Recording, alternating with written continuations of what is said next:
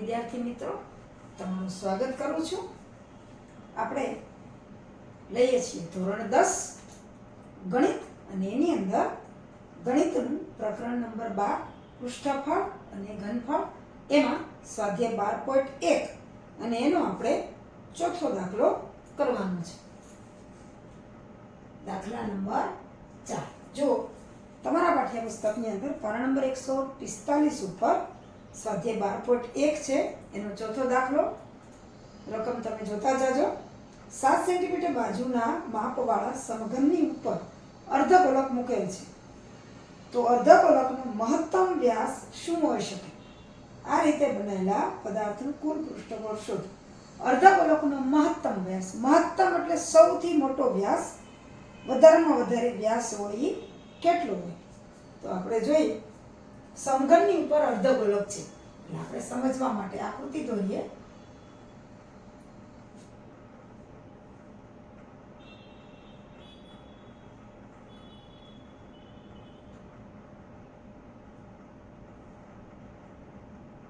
સમઘન છે એની ઉપર અર્ધગોલક મૂકેલો છે.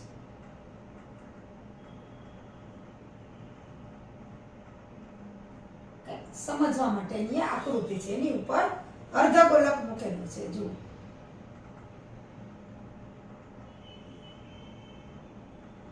આવી રીતે કઈક આકૃતિ આપણે આવશે.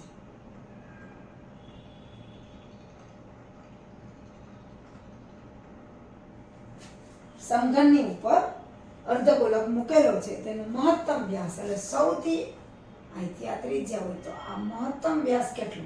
તો જે સમઘનની બાજુ છે એના જેટલો જેનો મહત્તમ વ્યાસ થશે. આપણને આપી છે સમઘનની બાજુ છે એ 7 સેન્ટીમીટર છે. સમઘનની બાજુ જેને આપણે એલ કહીએ છીએ છે 7 સેન્ટીમીટર. તો સૌથી 7 સેન્ટીમીટરનો વ્યાસ વાળો અર્ધગોલક જ સમઘનની ઉપરની આખે આખું બાજુ ઢકાઈ જાય એવી રીતના એ રહેલો છે, એટલે મહત્તમ વ્યાસ 7 સેન્ટીમીટર થશે. સમઘનની ઉપર રહે અર્ધગોલક નો મહત્તમ એટલે કે વધારેમાં વધારે વ્યાસ હશે જે સમઘનની બાજુ છે એના જેટલો, એટલે કે 7 સેન્ટીમીટર. સૌથી વધારે વ્યાસ આખે આખી બાજુ સમઘનની ટકાઈ જાય એવી રીતના આ અર્ધગોલક રહેલો છે. હવે આપણને કીધું છે કે આ રીતે બનેલા પદાર્થનું કુલ પૃષ્ઠફળ શોધો. એટલે કે અર્ધગોલક અને સમઘન બધાનું ભેગું એટલે કે કુલ પૃષ્ઠફળ. હવે અર્ધગોલકનો મહત્તમ વ્યાસ 7 સેન્ટીમીટર છે, તો અર્ધગોલકની ત્રિજ્યા આપણને ખબર છે, ત્રિજ્યા એટલે વ્યાસ ભાગ્યા 2, 7/2 સેન્ટીમીટર.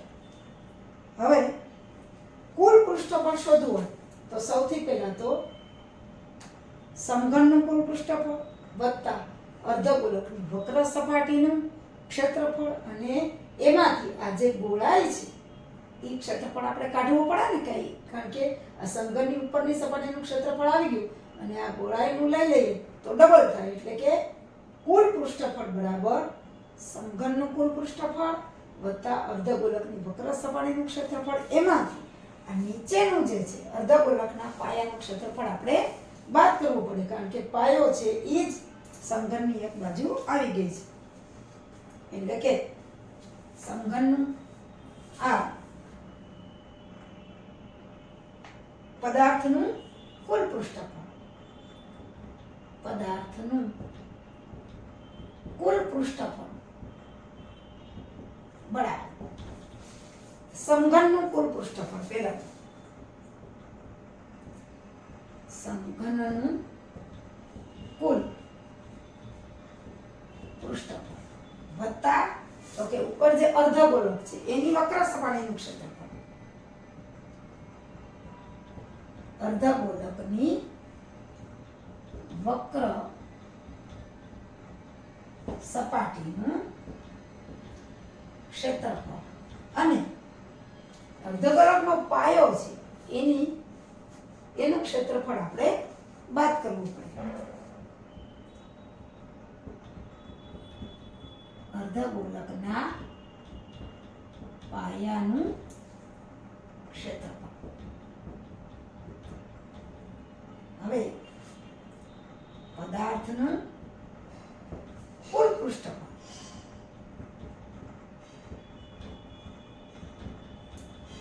હવે સમઘનનું કુલ પૃષ્ઠફળ આપણે અગાઉ સૂત્રો કરી જ ગયા છીએ. સમઘનની બાજુ છે L એટલે 6L સ્ક્વેર વત્તા અર્ધગોલકની વક્ર સપાટીનું ક્ષેત્રફળ 2πr સ્ક્વેર.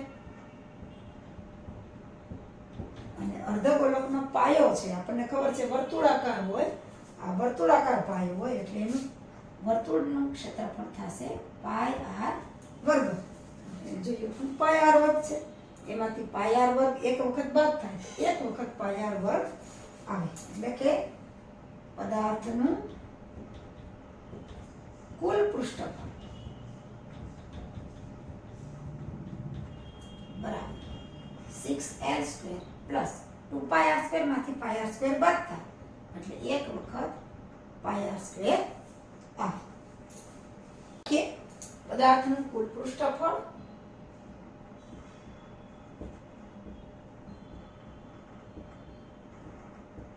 આગળ જોઈએ 6L સ્ક્વેર પ્લસ પાય r સ્ક્વેર.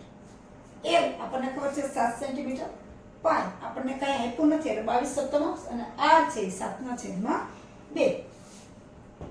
6 7નો વર્ગ વત્તા 22 સપ્તમાંશ અને r છે 7/2 7/2 કારણ કે r નો વર્ગ છે. આ 7 7 નીકળી જશે, આ 11 દુ 22 6 7 ગુણ્યા 7 આપણને ખબર છે 49 થાય અને વત્તા 11 ગુણ્યા 7 એટલે 77/2. હવે આ આપણે સાદુરૂપ આપી દઈએ તો 9 6 54 4 વધી પડી 5 6 24 ને 5 25 26 27 28 ને 29 વત્તા 77/2 સાદો ભાગાકાર છે 77 ના અડધા 3 દુ 6 1 7 8 દુ 16 1 પોઈન્ટ 5 દુ 10 એટલે આવશે 38.5. હવે આપણે સરવાળો કરીએ કે 294 વત્તા 38.5. જોજો પોઈન્ટની નીચે પોઈન્ટ આ પૂર્ણાંક છે એટલે અહીંયા 0 આવશે, અહીં પોઈન્ટ 5 આવશે, અહીંયા 5 8 ને 4 12 ના 2 વધી 1 9 ને 10 ને 3 3 વધી 1 2 ને 1 3 એટલે કે 332.5. એટલે આપણી પાસે છે આપણે જે દાખલો ગણ્યો એમાં પદાર્થનું કુલ પૃષ્ઠફળ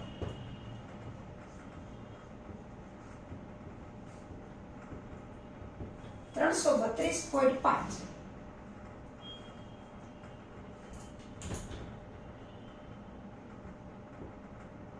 અને સેન્ટીમીટર વર્ગ એનો જવાબ આવે.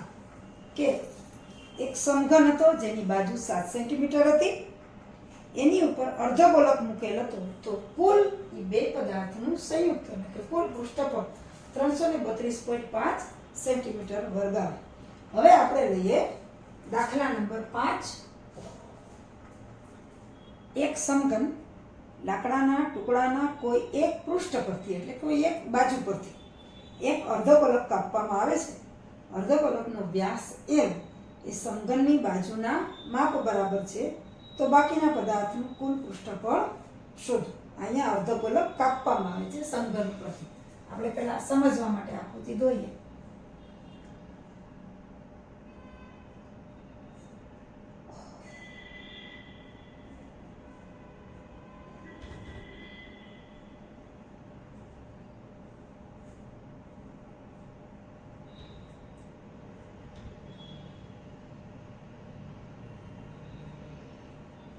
આ સમઘન છે, તો એના એક ભાગ ઉપરથી ઉપર કોઈ એક પૃષ્ઠ ઉપરથી અર્ધગોલક કાપવામાં આવે છે. એટલે આવી રીતે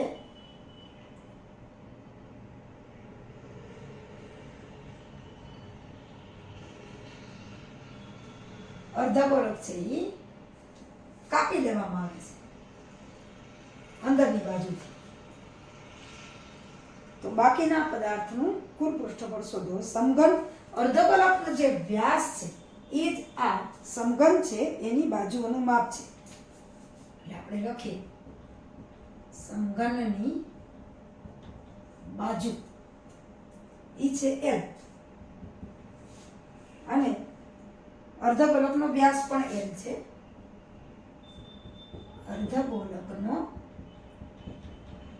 વ્યાસ ઈ પણ છે L, જેટલી સમઘનની બાજુ છે એટલો જ વ્યાસ છે. તો અર્ધગોલકની ત્રિજ્યા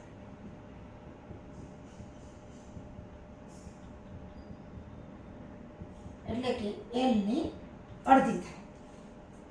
હવે બાકીના પદાર્થનું કુલ પૃષ્ઠફળ. હવે જો બાકીના પદાર્થનું કુલ પૃષ્ઠફળ શોધવા માટે એક તો સમઘનનું કુલ પૃષ્ઠફળ વત્તા અર્ધગોલકની વક્ર સપાટી એટલે કે કપાયેલો જે અર્ધગોલક છે એની વક્ર સપાટીનું ક્ષેત્રફળ અને એમાંથી કપાયેલા અર્ધગોલકના પાયાનું ક્ષેત્રફળ આપણે બાદ કરવું પડે. એટલે કે પદાર્થનું કુલ પૃષ્ઠફળ.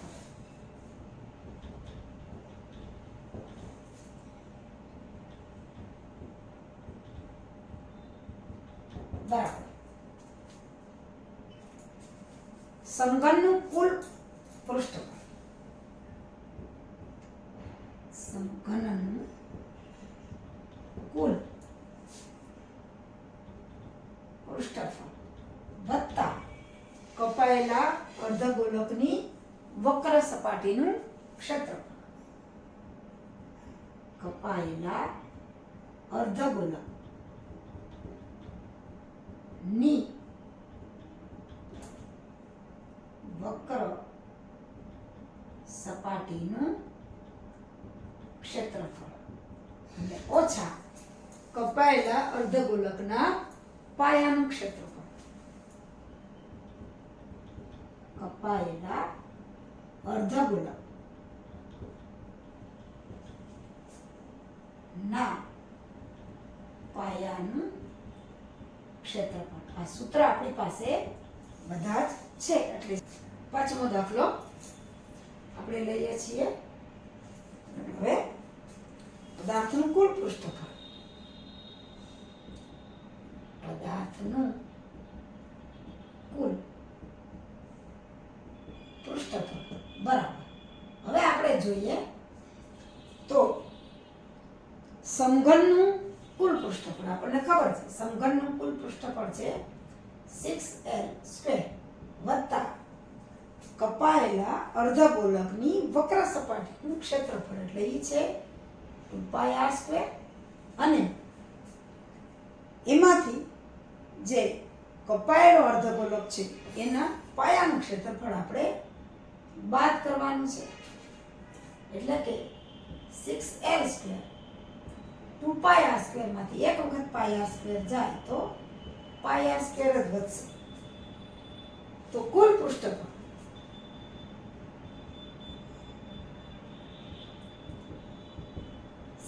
L² πr². હવે r એટલે આપણને ખબર છે જેટલા સમઘનની બાજુ છે એટલો જ આ જે અર્ધગોલક છે એનો વ્યાસ છે.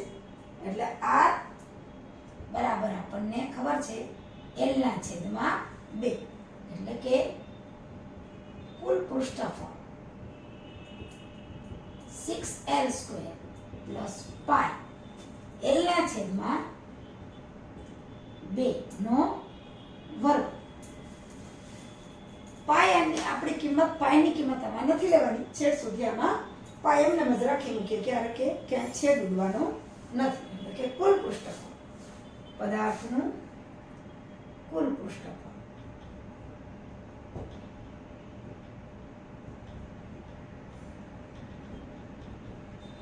બરાબર 6L² પાય એલ નો વર્ગ અને છેદમાં આવશે 4 કારણ કે એલ નો વર્ગ અને 2 નો વર્ગ 4. હવે અહીંયા જુઓ લઘુત્તમ સાધારણ અવયવ આના છેદમાં કાંઈ નથી, આના છેદમાં 4 છે એટલે લસાઅ 4 આવશે એટલે કે 24 એલ વર્ગ વત્તા પાય એલ વર્ગ એટલે કે પદાર્થનું કુલ પૃષ્ઠફળ 24 એલ વર્ગ વત્તા પાય એલ વર્ગ. હવે આમાંથી અને છેદમાં 4 છેદમાં બધે 4 રહેશે કારણ કે 4 છે એ લસા છે. હવે આપણે એલ વર્ગ 2 માં સામાન્ય છે અને 4 2 ની નીચે છે એટલે એને એક પર લઈ લઈએ તો 1/4 એલ વર્ગ. તો અહીંથી વધશે 24 અને અહીંથી વધશે પાય. ગુણાકાર કરો તો આને આ પદ પાછું આવી જશે 1/4 4 છે 2 ના છેદમાં છે એટલે 24 એલ વર્ગ ના છેદમાં 4 અને પાય એલ વર્ગ ના છેદમાં 4 એટલે 1/4 એલ વર્ગ આપણે સામાન્ય લીધા, અહીંથી લીધા 24 ને અહીંથી પાય. આ પદાર્થનું કુલ પૃષ્ઠફળ આવે એટલે કે સમઘન લાકડાના ટુકડાના પૃષ્ઠ પરથી અર્ધગોલક કાપવામાં આવે તો બાકીના પદાર્થનું કુલ પૃષ્ઠફળ છે એ 1/4 એલ વર્ગ. એલ છે અર્ધગોલકનું વ્યાસ છે અને સમઘનની બાજુનું માપ છે તો 1/4 એલ વર્ગ 24 વત્તા પાય આવે. બાકી પદાર્થનું કુલ પૃષ્ઠફળ કાપવામાં આવે છે એટલે બાકી રહેલ પદાર્થનું કુલ પૃષ્ઠફળ